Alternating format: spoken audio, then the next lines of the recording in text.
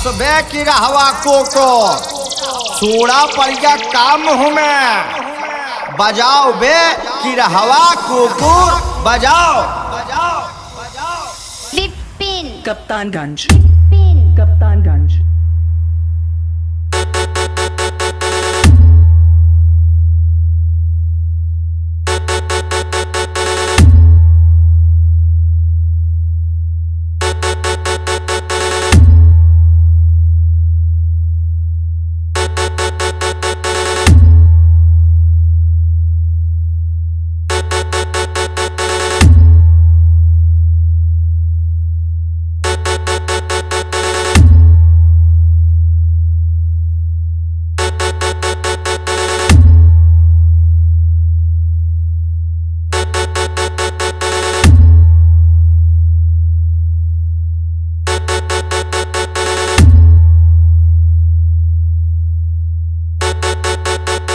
बजाओ बेटा बजाओ, अपने बाप के सामने बजाओ, और ना बजा पाओ तो झोला झंडी लेकर लौट जाओ।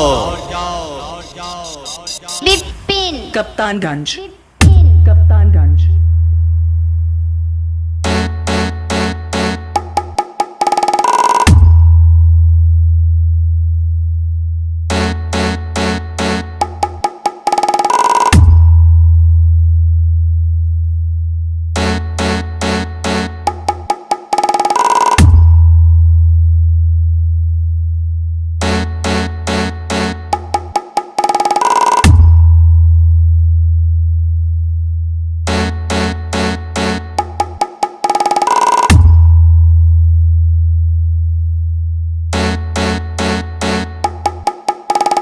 कसबे बिलल्ले वालूम पकड़े के शहूर बा, पहले वालूम पकड़े सीख फिर बजावे सीखे बिलल्ली ससुर।